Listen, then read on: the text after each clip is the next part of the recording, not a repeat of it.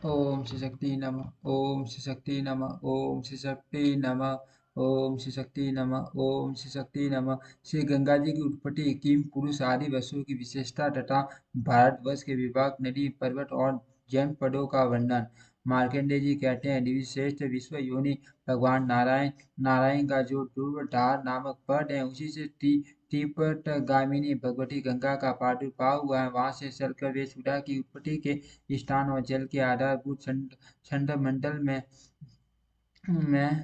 मैं प्रविष्ट हुई और सूर्य की किरणों के संपर्क से अत्यंत पवित्र हो मेरु पर्वत के शिखर पर गिरी। वह उनकी चार धाराएं हो गई। मेरु के शिखरों शिखरों और तटों से नीचे गिरती बहती गंगा का जल चारों ओर बिखर गया और आधार आधार न होने के कारण नीचे गिरने लगा। इस प्रकार वह जल मंडल आदि चारों पर्वतों को बराबर बराबर बढ़ गया। अपने वेग से बड़े बड़े पर्वतों को विलीन करती हुई गंगा जी की जो धारा पूर्व दिशा की ओर गई, वह सीता के नाम से विख्यात हुई। सीता सीता शतरथ नामक वन को जल से आप्लावित करती हुई वरुणोद सरोवर में गई और वहां से चितांत पर्वत तथा अन्य अन्य पहाड़ों को लांघते हुए पृथ्वी पर पहुंची। वहां से प्रकाश वश में होते हुए समुद्र में मिल गई। इसी प्रकार मेरु के दक्षिण गंडमार्दन पर्वत पर जो गंगा की दूसरी धारा गिरी, वह अलकनंदा के नाम से विख्यात हुई। अलकनंदा मेरु की घाटियों पर फैले हुए नंदन वन में जो देवताओं को आनंद प्रदान करने वाला है। बैठी बैठी हुई बड़े वेग से चलकर मानसरोवर में पहुंची। उस सरोवर के अपने जल से परिपूर्ण करके गंगा शैलराज के रमणीय शिखर पर आई। वहां से क्रमश दक्षिण में स्थित समस्त पर्वतों को अपने जल से आप्लावित करते हुए माँ गिरी हिमवान पर जा पहुंची। वहां भगवान शंकर ने गंगा जी को अपने शीश पर धारण कर लिया और फिर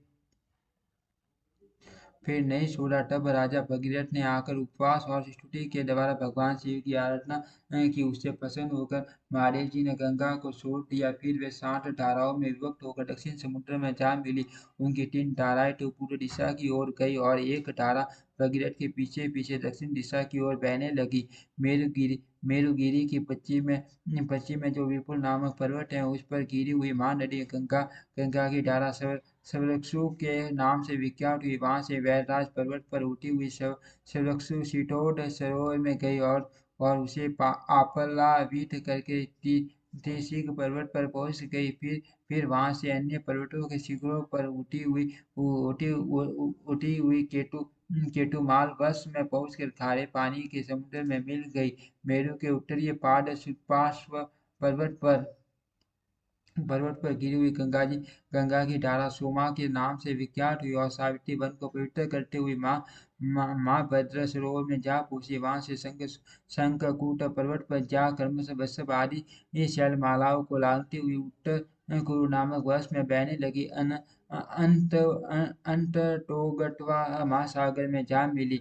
दिव्यश्रेष्ठ, इस प्रकार मैंने तुम्हें गंगा जी की उत्पत्ति का वृतांत कर सुनाया। साथ ही इस जम्बूद्वीप का निवेश और उससे वर्ष विभाग भी बतला दिए। किम पुरुषारी समस्त वर्षों में प्रजा बड़े सुख से रहती है। उसे किसी प्रकार का भय नहीं सताता। उनमें कोई छोटा बड़ा या ऊंच नीच नहीं होता। जम्बूद्वीप के नव वर्षों में 60 कुल पर्वत हैं और प्रत्येक देश में पर्वतों से निकली हुई अनेक नदियां हैं। विप्र और किम आदि जो 8 वर्ष हैं, वहाँ पृथ्वी से ही प्रचुर जल निकलता है, किंतु भारतवर्ष में वर्षा के जल से विशेष कार्य चलता है। उक्त 8 वर्षों में वाक्षी स्वाभाविकी देशिया तोयस्ता मानसी तथा कर्मजा सीढ़ियाँ मनुष्य को प्राप्त होती है। कामना पूर्ण करने वाले कल्प वृक्ष आदि वृक्षों से जो सीढ़ी प्राप्त होती है, उसे उसे वाक्षी सीढ़ी कहते हैं। स्वभाव से ही प्राप्त होने वाली सीढ़ी स्वाभाविकी कहलाती है। देश से या स्थान विशेष से जो कार्य सिद्धि होती है, उसका नाम देशिया है। जल की सूक्ष्मता से होने वाली सीढ़ी टोयोटा कही है। ध्यान से ही प्राप्त होने वाली सीढ़ी को मानसी कहते हैं तथा उपासना आदि क्रम से जो सीढ़ी प्राप्त होती है, वह क्रमजा कहलाती है। किम पुरुष आदि वर्षों में युग की व्यवस्था और आदि ये व्याधि नहीं है। वहाँ पाप पुण्य का अनुष्ठान भी नहीं देखा जाता। कौष्टुकी ने कहा, भगवान आपने जम्बूद्वीप का संक्षेप वर्णन किया, किंतु महाभाग अभी आपने जो ये कहा कि भारत वर्ष को छोड़कर और कहीं किया हुआ कर्म पुण्य और पाप पाप का जनक नहीं होता। केवल भारतवर्ष से ही मोक्ष तथा स्वर्ग, अंतरिक्ष एवं पाताल आदि लोकों की प्राप्ति हो सकती है। मनुष्य के लिए तो के लिए और किसी किसी भूमि पर कर्म का विधान विधान नहीं है। केवल यह भारत ही कर्म भूमि है। अतः भारतवर्ष का वृतांत विस्तार के साथ बतलाइए बताए विस्तार के साथ बतलाइए जितने इसके भेद हो, जैसी इस देश की स्थिति हो, और जो जो यहाँ प्रकट हो, उन सब का भलीभांति वर्णन कीजिए। मार्कंडेय जी कहते हैं, ब्राह्मण सुनो, भारतवर्ष के 9 विभाग है, उन सब के बीच में समुद्र का अंतर है। अतः एक विभाग के मनुष्य का दूसरे विभाग में जाना असंभव है। उक्त 9 विभागों के नाम इस प्रकार है: इंद्रदीप, कसेर, रू, मान, तामर, वन, गभस्ती, मान, नागद्वीप, सौम्यद्वीप, गांधर्व द्वीप, वारुण द्वीप और नवा। यह भारतवर्ष है। भारत भी समुद्र से घिरा घिरा है। यह उत्तर से दक्षिण तक 1000 योजन बड़ा है। इसके पूर्वज में किरात और पश्चिम में यवन रहते हैं। बीच में ब्राह्मण, क्षत्रिय, वैश्य और शूद्रों का निवास है। ब्राह्मण आदि वर्णों के लोग यहाँ यज्ञ, शास्त्र ग्रहण और व्यवसाय आदि कर्मों से अपने को पवित्र करते हैं तथा इन्हीं इन्हीं इन्हीं से इनका जीवन निर्वाह भी होता है। इतना ही नहीं, इन्हीं इन्हीं कर्मों से ये स्वर्ग, मोक्ष और पुण्य प्राप्त करते हैं तथा इन्हीं को ठीक ठीक न करने से इन्हें पाप भोगना पड़ता है। महेंद्र, मलय, सात, सुक्तिमान, तक्ष, विंध्य और पारियात, ये 60 ही यहाँ कुल पर्वत हैं। इनके निकट और भी हजारों पर्वत हैं। ये सभी अत्यंत विस्तृत, ऊंचे तथा रमणीय हैं। इनके इनके शिखर भी बहुत से। इनके सिवा कोलार, बैबराज, मंडल, दुर्शाल, वाटस्थवन, वैद्युत, मैनाक, सवरस, टुंग, पृष्ठ, नागगिरी, रोशन, पांडुराचल, पुष्पगिरी, गिरी, दुर्जयंत, रैवत, अर्बुद, टेसमुख, गोमत, कुटस्याल, कटस्मर, श्री पर्वत और सकोर आदि आदि सैकड़ों पर्वत और हैं, जिनसे मिले हुए मलेश और आर्य जनपद जनपद विभाग स्थित हैं।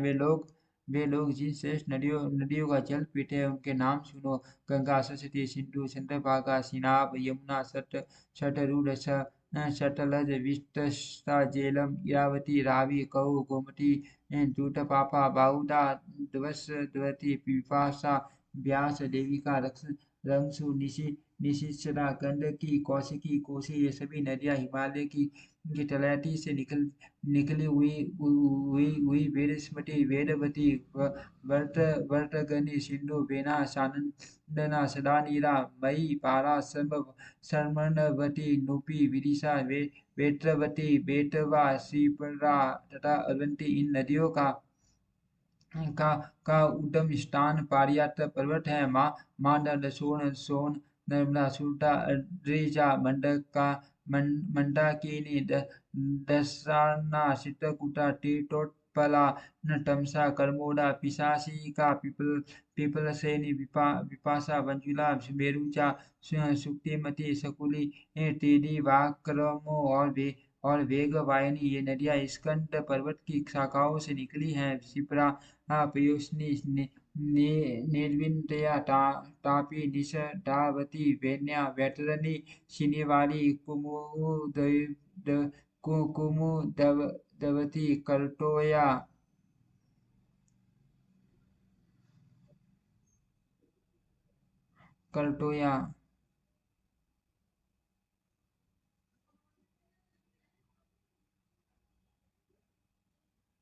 माँ गौरी, दुर्गा तथा अनंत शिवा, ये पुण्य सलीला कल्याण में नदियां विंध्याचल की घाटियों से निकलती हैं। गोदावरी, भीमरती, कृष्णा, वेणी, तुंगभद्रा, सुब्रयोगा, बर्मा तथा कावेरी, ये श्रेष्ठ सा पर्वत की शाखाओं से प्रकट हुई है। कर्तमाला, ताम्रपर्णी, पुष्पजा और उत्पलावती, ये मलायाचल से निकली हैं। इनका जल बहुत शीतल होता है। पितर, सोमा, ऋषि कुल्या, इक्षुका, टिडिवा, लांगुलिनी और वंशकरा, ये महेंद्र पर्वत से निकली मानी जाती हैं। ऋषिकुल्या, कुमारी, मंडगा, मंडवाहिनी, कुशा और पलाशिनी, इनका उद्गम शुक्तिमान पर्वत से हुआ है। ये सभी नदियां पर्वत हैं, सभी गंगा और सरस्वती के समान तथा सभी साक्षात या परंपरा से समुद्र में मिली हैं। ये सब की सब जगत के लिए माता सदस्य है। इन सबको पापहारिणी माना गया है। देवी श्रेष्ठ, इनके अतिरिक्त और भी हजारों छोटी नदियां हैं, जिनमें कुछ तो केवल वर्षा काल में बहती हैं और कुछ सदा ही बहने वाली हैं। मत्स्य, अश्वकूट, कुल्य, कुंतल, काशी, कौशल, अर्बुद, अर्कलिंग, मलक और वर्ग ये प्राय मध्य देश के जनपद कहे गए हैं। सांप पर्वत के उत्तर का भूभाग, जहाँ गोदावरी नदी बहती है, संपूर्ण भूमंडल में सबसे अधिक मनोरम प्रदेश है। वहीं महात्मा भार्गव का मनोहर नगर गोवर्धन है। वहाँ अनेक जनपद हैं, जिनके नाम इस प्रकार है: वाइक, बलक, पाट, डान, आबिर, कालटोयक, अपरांत, शूद्र, सर्म, खंडिक, गांधार, यवन, सिंधु, सिंध, सौवीर, मद्र, शतडुज, कलिंग, पारद, हार, मूषिक, माटर, बहुभद्र, कैकेयी और 10 मालिक ये क्षत्रियों के उपनिवेश हैं तथा इनमें वैश्य और शूद्र कुल के लोग भी रहते हैं। काम्बोज, खंभात, दरद, बर्बर, हर्षवर्धन, सीन, तुषार, बउल, बउल, बाटोदर, आत्रेय, भरद्वाज, पुष्कर, कशेरुक, लंपाक, अशुल्का, शूलिक, जागुर, औसत और अनिभद्र ये सब किरातों की जातियां हैं। तामस, हंस, माघ, कश्मीर, गणराष्ट्र, शूलिक, कुवक, ऊना तथा दाल ये समस्त देश उत्तर में स्थित हैं।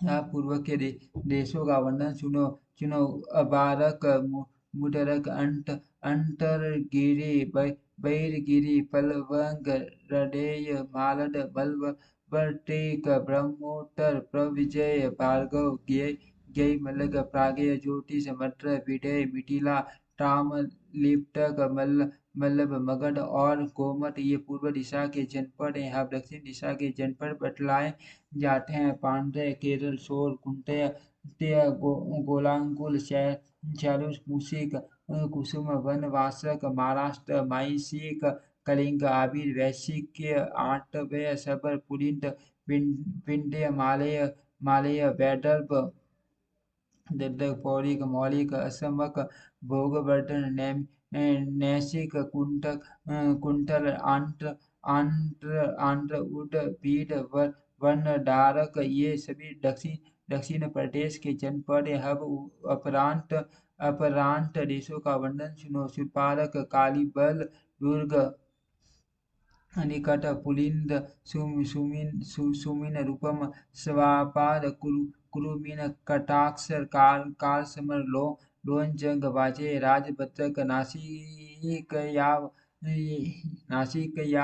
नर्मदा के उत्तर के देश, बिरुकस, माय, सारस्वत, कश्मीर, सौराष्ट्र, आमंत्य और अर्बुद ये उपरांत प्रदेश हैं। अब विंध्य निवासियों के देश बतलाए जाते हैं: सलज, क्रूस, केरल, उत्कल, उत्तमन, दसान, भुज्य, किष्किंधक, तोसल, कौशल, तैपुर, वैदिक, तुम्बुर, पटु, नैषद, अनत्र, तुष्टिकार, वीरोत्र और अवंती ये सभी जनपद विंध्याचल की घाटियों में बसे हैं। अब पर्वतीय देशों का वर्णन किया जाता है: न्यार, हंसमा, कुरु, गु, गु, गुगन, खस, कुंट, प्रावरण, ऊर्णदाब, कुटट, त्रिगट, मालव, किरात और तामस ये पर्वतों के आश्रय से बसे हैं। इतने देशों से परिपूर्ण यह भारतवर्ष है। इसमें चारों दिशाओं के देशों की स्थिति है। इसमें सतयुग, त्रेता, द्वापर और कली इन चारों युगों की व्यवस्था है। भारतवर्ष के दक्षिण, पश्चिम तथा पूर्व में महासागर हैं और उत्तर की ओर धनुष की पटिंचा के समान हिमालय की पर्वत की स्थिति है। यह भारतवर्ष सब प्रकार के उन्नति का बीज है। यहाँ शुभ कर्म करने से ब्रह्मपद, इंद्रपद, देवलोक और मरुदगणों का स्थान भी मिलता है। इसी प्रकार यहाँ निर्दिष्ट कर्म करने से मनुष्यों को मर्ग, पशु, सर्प तथा स्थावरों की योनि भी मिल सकती है। ब्राह्मण इस जगत में भारतवर्ष के सिवा दूसरा कोई देश कर्म भूमि नहीं है। जो जो ब्रह्म से देवताओं के मन में भी सदा यह अभिलाषा रहा करती है कि हम देवी योनि से भ्रष्ट होने पर भारतवर्ष में मनुष्य के रूप में उत्पन्न हो। उनका उनका कहना है कि भारतवर्ष के मनुष्य वह कार्य कर सकते हैं जो देवता और असुरों के लिए भी असंभव है, किंतु खेद की बात है कि ये मनुष्य क्रम बंधन में बनकर अपने कर्मों की ख्याति, अपनी कीर्ति फैलाने वाले उत्सुक रहते हैं और लेश मात्र सांसारिक सुख के प्रलोभन में पड़कर नित्य अक्षय सुख की प्राप्ति के लिए कोई भी कर्म नहीं करते। ओम श्री शक्ति नमः। ओम श्री शक्ति नमः। ओम श्री शक्ति